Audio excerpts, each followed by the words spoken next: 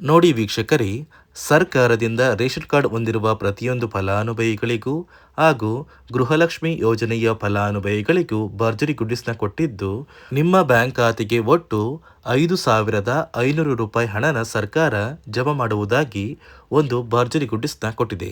ಹೌದು ವೀಕ್ಷಕರೇ, ration card ಹೊಂದಿರುವ ಪ್ರತಿಯೊಂದು ಕಾರ್ಡ್ದಾರರಿಗೆ ಸರ್ಕಾರದಿಂದ ಪ್ರತಿ ಕಾರ್ಡಿಗೆ 1,500 ರೂಪಾಯಿ ಹಣನ ಕೊಡ್ತಾ ಇದ್ದು, ಗೃಹಲಕ್ಷ್ಮಿ ಯೋಜನೆಯ ಫಲಾನುಭವಿಗಳಿಗೂ ಕೂಡ 2,000 ಹಣ ಬದಲು 4,000 ಹಣನ ನಿಮ್ಮ ಬ್ಯಾಂಕ್ ಖಾತೆಗೆ ಸರ್ಕಾರ ಜಮಾ ಮಾಡುವುದಾಗಿ ಪ್ರತಿಯೊಬ್ಬರಿಗೂ ಮುಖ್ಯವಾದ ಮಾಹಿತಿನ ಕೊಟ್ಟಿದ್ದು, ನಾಳೆ ಗುರುವಾರ ಜನವರಿ 29ರಂದು ಕರ್ನಾಟಕದ 23 ಜಿಲ್ಲೆಗಳ ಪ್ರತಿಯೊಂದು ಫಲಾನುಭವಿಗಳಿಗೆ ಈ ಗೃಹಲಕ್ಷ್ಮಿ ಯೋಜನೆಯ 4,000 ಹಣ ಬರ್ತಾ ಇದೆ. ಇದರ ಜೊತೆಗೆ ರೇಷನ್ ಕಾರ್ಡ್ಗೂ ಕೂಡ 1,500 ರೂಪಾಯಿ ಹಣ ಬರ್ತಾ ಇದ್ದು, ಬನ್ನಿ ಸ್ನೇಹಿತರೆ, ಹೇಗೆ ಈ ಒಂದು ಹಣ ಬರುತ್ತೆ ಅಂತ ತಿಳ್ಕೊಳ್ಳೋಣ. ಅದಕ್ಕಿಂತ ಮೊದಲು ನೋಡಿ ವೀಕ್ಷಕರೇ, ನೀವೇನಾದ್ರೂ ಇನ್ನೂ ಕೂಡ ನನ್ನ ಚಾನಲ್ನ ಸಬ್ಸ್ಕ್ರೈಬ್ ಆಗಿಲ್ಲ ಅಂದರೆ ದಯವಿಟ್ಟು ಪ್ರತಿಯೊಬ್ಬರು ಚಾನಲ್ನ ಸಬ್ಸ್ಕ್ರೈಬ್ ಮಾಡ್ಕೊಳ್ಳಿ, ಹಾಗೆ ವಿಡಿಯೋಗೆ ಒಂದು ಲೈಕ್ನ ಕೊಡಿ. ಹೌದು ವೀಕ್ಷಕರೇ, ಗೃಹಲಕ್ಷ್ಮಿ ಫಲಾನುಭವಿಗಳಿಗೂ ಹಾಗೂ ರೇಷನ್ ಕಾರ್ಡ್ ಹೊಂದಿರುವ ಪ್ರತಿಯೊಂದು ಕಾರ್ಡ್ದಾರರಿಗೂ ಸರ್ಕಾರದಿಂದ ಭರ್ಜರಿ ಗುಡ್ಡಿಸ್ನ ಕೊಟ್ಟಿದ್ದು, ನಿಮ್ಮ ಒಂದು ಬ್ಯಾಂಕ್ ಖಾತೆಗೆ ಒಟ್ಟಿಗೆ 5,500 ರೂಪಾಯಿ ಹಣನ ಜಮಾ ಮಾಡುವುದಾಗಿ ಸರ್ಕಾರ ಮುಖ್ಯವಾದ ಮಾಹಿತಿನ ಕೊಟ್ಟಿದ್ದು, ಇಲ್ಲಿ ಗೃಹಲಕ್ಷ್ಮಿ ಯೋಜನೆಯ 4,000 ಹಣ ಹೀಗೆ ಬರ್ತಾ ಇದೆ ಅಂದರೆ ನೋಡಿ ವೀಕ್ಷಕರೇ, ಇಲ್ಲಿಯವರೆಗೂ ಸರ್ಕಾರದಿಂದ ನಿಮ್ಮ ಬ್ಯಾಂಕ್ ಖಾತೆಗೆ 24ನೇ ಕಂತು ಮತ್ತು 25ನೇ ಕಂತಿನ ಹಣನ ಫಲಾನುಭವಿಗಳು ಪಡ್ಕೊಂಡಿದ್ದೀರಾ. ಇದೀಗ ನವೆಂಬರ್ ತಿಂಗಳ 26ನೇ ಕಂತು ಹಾಗೂ ಡಿಸೆಂಬರ್ ತಿಂಗಳ 27ನೇ ಕಂತಿನ ಹಣನ ಸರ್ಕಾರ ನಿಮ್ಮ ಬ್ಯಾಂಕ್ ಖಾತೆಗೆ ಜಮಾ ಮಾಡುವುದಾಗಿ ಒಂದು ಮುಖ್ಯವಾದ ಮಾಹಿತಿನ ಕೊಟ್ಟಿದ್ದು, ಪ್ರತಿಯೊಂದು ಫಲಾನುಭವಿಗಳಿಗೆ ಜನವರಿ 29 ಅಂದರೆ ಗುರುವಾರದಿಂದ ಈ ಗೃಹಲಕ್ಷ್ಮಿ ಯೋಜನೆಯ 4,000 ಹಣನ ಕರ್ನಾಟಕದ 23 ಜಿಲ್ಲೆಗಳಿಗೆ ಸರ್ಕಾರ ಜಮಾ ಮಾಡ್ತಾ ಇದೆ. ಅದೇ ರೀತಿ ನಿಮ್ಮ ಬ್ಯಾಂಕ್ ಖಾತೆಗೆ ಗೃಹಲಕ್ಷ್ಮಿ ಹಣದ ಜೊತೆಗೆ ರೇಷನ್ ಕಾರ್ಡ್ದಾರರ ಒಂದು ಬ್ಯಾಂಕ್ ಖಾತೆಗೂ ಕೂಡ ಸರ್ಕಾರ 1,500 ರೂಪಾಯಿ ಹಣನ ಕೊಡುವುದಾಗಿ ಒಂದು ಮಾಹಿತಿ ಕೂಡ ಕೊಟ್ಟಿದೆ. ಹಾಗಾದರೆ ನಿಮ್ಮ ಬ್ಯಾಂಕ್ ಖಾತೆಗೆ ಈ ಒಂದು ಹಣ ಬರೋದು ನಿಜನಾ? ನೋಡಿ ವೀಕ್ಷಕರೇ, ಸರ್ಕಾರದಿಂದ ಬಂದಿರುವ ಮಾಹಿತಿಯ ಪ್ರಕಾರ ಪ್ರತಿಯೊಂದು ಕಾರ್ಡಿಗೆ ಹಣ ಬರ್ತಾ ಇಲ್ಲ. ಆದರೆ ಈ ಒಂದು ಹಣಕ್ಕೆ ಸಿಗುವಂತಹ 5 ರೀತಿಯ ಆಹಾರ ಪದಾರ್ಥಗಳನ್ನ ಇನ್ನು ಮುಂದೆ ಪ್ರತಿ ತಿಂಗಳು ಉಚಿತವಾಗಿ ನಿಮ್ಮ ಒಂದು ಕಾರ್ಡ್ಗೆ ಕೊಡ್ತೀವಿ ಅಂತ ಸರ್ಕಾರ ಮುಖ್ಯವಾದ ಮಾಹಿತಿನ ಕೊಟ್ಟಿದ್ದು, ಅಡುಗೆ ಎಣ್ಣೆ, ತೊಗರಿ ಬೇಳೆ, ಸಕ್ಕರೆ, ಉಪ್ಪು, ರಾಗಿ ಮತ್ತು ಗೋಧಿ ಈ ರೀತಿಯ ಆಹಾರ ಪದಾರ್ಥಗಳನ್ನ ಇನ್ನು ಮುಂದೆ ಪ್ರತಿ ತಿಂಗಳು ನಿಮ್ಮ ಕಾರ್ಡಿಗೆ ಸರ್ಕಾರ ಫೆಬ್ರವರಿ ತಿಂಗಳಿಂದ ವಿತರಣೆ ಮಾಡ್ತಾ ಇದೆ. ಪ್ರತಿಯೊಂದು ಫಲಾನುಭವಿಗಳಿಗೂ ಆದಷ್ಟು ಬೇಗ ಈ ಒಂದು ಸೌಲಭ್ಯ ಸಿಗ್ತಾ ಇದೆ. ಅದೇ ರೀತಿ ನೀವು ಗೃಹಲಕ್ಷ್ಮಿ ಯೋಜನೆಯ ಈ 2 ತಿಂಗಳ 4,000 ಹಣನ ಪಡಿಬೇಕು ಅಂದರೆ ಸರ್ಕಾರದಿಂದ ಹಣಕಾಸು ಇಲಾಖೆ ಕೆಲವು ಹೊಸ ನಿಯಮಗಳನ್ನ ಜಾರಿಗೆ ತಂದಿದ್ದು, ಕಡ್ಡಾಯವಾಗಿ ಪ್ರತಿಯೊಂದು ಫಲಾನುಭವಿಗಳು ಈ ಗೃಹಲಕ್ಷ್ಮಿ ನಿಯಮಗಳನ್ನ ಪಾಲಿಸಬೇಕು ಅಂತ ಆದೇಶನ ಕೂಡ ಕೊಟ್ಟಿದೆ. ಹಾಗಾದರೆ ಬನ್ನಿ ಸ್ನೇಹಿತರೆ, ಸರ್ಕಾರ ಜಾರಿಗೆ ತಂದಿರುವ ಆ ನಿಯಮಗಳು ಏನು ಮತ್ತು ಯಾವ ಫಲಾನುಭವಿಗಳಿಗೆ ಹಣ ಬರ್ತಾ ಇದ್ದು ಯಾವ ಫಲಾನುಭವಿಗಳಿಗೆ ಕ್ಯಾನ್ಸಲ್ ಆಗಿದೆ ಅಂತ ನಾನು ನಿಮಗೆ ತಿಳಿಸ್ಕೊಡ್ತಾ ಇದ್ದೀನಿ. ಅದಕ್ಕಿಂತ ಮೊದಲು ನಾಳೆ ಗುರುವಾರ ಜನವರಿ 29ರಂದು ಕರ್ನಾಟಕದ ಯಾವ 23 ಜಿಲ್ಲೆಗಳಿಗೆ ಈ ಗೃಹಲಕ್ಷ್ಮಿ ಯೋಜನೆಯ 2 ತಿಂಗಳ 4,000 ಹಣ ಬರ್ತಾ ಇದೆ ಅಂದರೆ ಮೊದಲಿಗೆ ಬಾಗಲಕೋಟೆ, ಬೆಳಗಾವಿ, ವಿಜಯಪುರ, ಧಾರವಾಡ, ಉತ್ತರ ಕನ್ನಡ, ಬೆಂಗಳೂರು ನಗರ, ಬೆಂಗಳೂರು ಗ್ರಾಮಾಂತರ, ರಾಮನಗರ, ಚಿಕ್ಕಬಳ್ಳಾಪುರ, ಚಿತ್ರದುರ್ಗ, ದಾವಣಗೆರೆ, ಕೋಲಾರ, ಶಿವಮೊಗ್ಗ, ತುಮಕೂರು, ಬಳ್ಳಾರಿ, ಬೀದರ್, ಕಲಬುರಗಿ, ಕೊಪ್ಪಳ, ಯಾದಗಿರಿ, ಚಾಮರಾಜನಗರ, ದಕ್ಷಿಣ ಕನ್ನಡ, ಹಾಸನ, ಕೊಡಗು, ಮಂಡ್ಯ, ಮೈಸೂರು ಈ ಜಿಲ್ಲೆಗಳ ಪ್ರತಿಯೊಂದು ಫಲಾನುಭವಿಗಳಿಗೆ ಸರ್ಕಾರದಿಂದ 2 ತಿಂಗಳ ಗೃಹಲಕ್ಷ್ಮಿ ಯೋಜನೆಯ 4,000 ಹಣನ ಜಮಾ ಮಾಡ್ತಾ ಇದ್ದು, ಫೆಬ್ರವರಿ ತಿಂಗಳ ಮೊದಲ ವಾರದಷ್ಟರಲ್ಲಿ ಪ್ರತಿಯೊಂದು ಫಲಾನುಭವಿಗಳು ನಿಮ್ಮ ಬ್ಯಾಂಕ್ ಖಾತೆಗೆ ಸೇರಬೇಕಾಗಿರುವ ಈ 4,000 ಹಣನ ಆದಷ್ಟು ಬೇಗ ಪಡ್ಕೋತೀರಾ.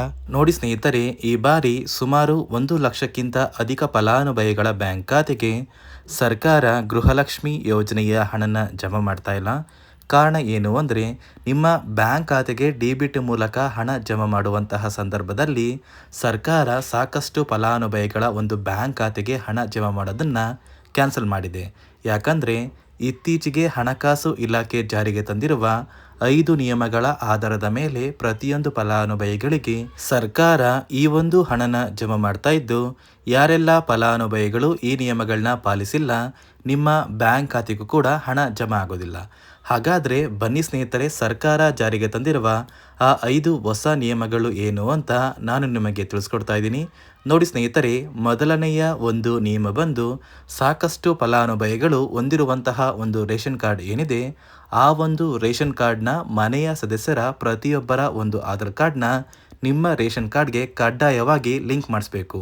ಅಂದರೆ ಈ ಒಂದು ಲಿಂಕ್ ಮಾಡಿಸುವಂತಹ ಒಂದು ಪ್ರೊಸೀಜರ್ಗೆ ಸರ್ಕಾರ KYC ಅಂತ ಕರೀತಾರೆ. ನಿಮ್ಮ ರೇಷನ್ ಕಾರ್ಡ್ಗೆ ಇನ್ನೂ ಸಹ KYC ಆಗಿಲ್ಲ ಅಂದರೆ ನಿಮ್ಮ ಬ್ಯಾಂಕ್ ಖಾತೆಗೆ ಸರ್ಕಾರ ಮುಂದಿನ ದಿನಗಳಲ್ಲಿ ಗೃಹಲಕ್ಷ್ಮಿ ಯೋಜನೆಯ ಹಣನ ಕ್ಯಾನ್ಸಲ್ ಮಾಡುತ್ತೆ. ಅದೇ ರೀತಿ ಎರಡನೆಯ ಒಂದು ನಿಯಮ ಬಂದು, ಸಾಕಷ್ಟು ಫಲಾನುಭವಿಗಳು ಕಳೆದ 3 ತಿಂಗಳಿಂದ ಸರ್ಕಾರದಿಂದ ಬರ್ತಾ ಇರುವಂತಹ ಒಂದು ರೇಷನ್ ಏನಿದೆ, ಅಂದರೆ ಉಚಿತ ಅಕ್ಕಿ ಏನಿದೆ, ಈ ಒಂದು ರೇಷನ್ನ ಪಡ್ಕೋತಾ ಇಲ್ಲ.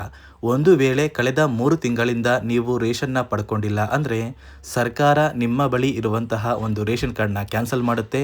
ನಿಮ್ಮ ರೇಷನ್ ಕಾರ್ಡ್ನ ಸರ್ಕಾರ ಕ್ಯಾನ್ಸಲ್ ಮಾಡಿದರೆ ನಿಮ್ಮ ಬ್ಯಾಂಕ್ ಖಾತೆಗೆ ಗೃಹಲಕ್ಷ್ಮಿ ಯೋಜನೆಯ ಹಣ ಇರ್ಬೋದು ಮತ್ತು ಸರ್ಕಾರದಿಂದ ಬರುವಂತಹ ಒಂದು ಸೌಲಭ್ಯಗಳನ್ನ ನೀವು ಕಳ್ಕೋಬೇಕಾಗುತ್ತೆ. ಅದೇ ರೀತಿ ಮೂರನೆಯ ಒಂದು ನಿಯಮ ಬಂದು, ನೋಡಿ ಸ್ನೇಹಿತರೆ, ನಿಮ್ಮ ಬಳಿ ಇರುವಂತಹ ಒಂದು ಆಧಾರ್ ಕಾರ್ಡ್ ಏನಿದೆ, ಆ ಒಂದು ಆಧಾರ್ ಕಾರ್ಡ್ನ ಕಳೆದ 15 ವರ್ಷಗಳಲ್ಲಿ ನೀವು ಯಾವುದೇ ರೀತಿಯ ಒಂದು ತಿದ್ದುಪಡಿನ ಮಾಡಿಸಿಲ್ಲ ಅಂದರೆ ನಿಮ್ಮ ಬ್ಯಾಂಕ್ ಖಾತೆಗೆ ಸರ್ಕಾರ ಗೃಹಲಕ್ಷ್ಮಿ ಯೋಜನೆಯ ಹಣನ ಕ್ಯಾನ್ಸಲ್ ಮಾಡುತ್ತೆ. ಯಾಕಂದರೆ ಸರ್ಕಾರದಿಂದ ಬಂದಿರುವಂತಹ ಒಂದು ಆದೇಶದ ಪ್ರಕಾರ ಪ್ರತಿಯೊಂದು ಫಲಾನುಭವಿಗಳು ಕಳೆದ 15 ವರ್ಷಗಳಲ್ಲಿ ಯಾವುದೇ ರೀತಿಯ ಒಂದು ತಿದ್ದುಪಡಿನ ನಿಮ್ಮ ಆಧಾರ್ ಕಾರ್ಡ್ಗೆ ನೀವು ಮಾಡಿಸಿಲ್ಲ ಅಂದರೆ ಕಡ್ಡಾಯವಾಗಿ ಆದಷ್ಟು ಬೇಗ ನಿಮ್ಮ ಆಧಾರ್ ಕಾರ್ಡ್ಗೆ ತಿದ್ದುಪಡಿನ ಮಾಡಿಸಿ.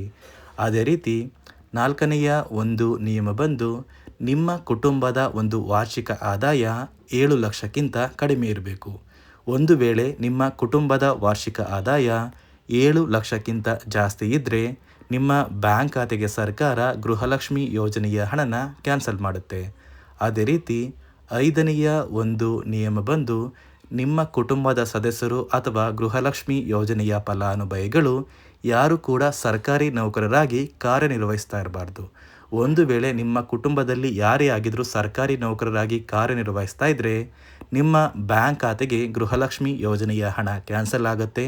ಈ 5 ನಿಯಮಗಳ ಆಧಾರದ ಮೇಲೆ ಪ್ರತಿಯೊಂದು ಫಲಾನುಭವಿಗಳಿಗೆ ಸರ್ಕಾರ ಹಣ ಜಮಾ ಮಾಡ್ತಾ ಇದೆ.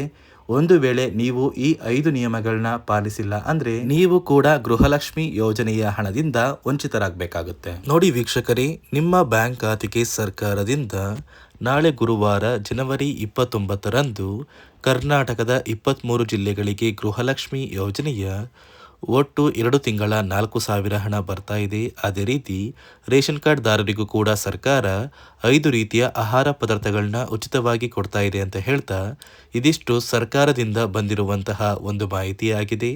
ನಾನು ಕೊಟ್ಟಿರುವಂತಹ ಮಾಹಿತಿ ನಿಮಗೆ ಇಷ್ಟ ಆಗಿದ್ದಲ್ಲಿ ದಯವಿಟ್ಟು ಪ್ರತಿಯೊಬ್ಬರು ನನ್ನ ಚಾನಲ್ನ ಸಬ್ಸ್ಕ್ರೈಬ್ ಮಾಡಿಕೊಳ್ಳಿ, ಹಾಗೆ ವಿಡಿಯೋಗೆ ಒಂದು ಲೈಕ್ನ ಕೊಡಿ.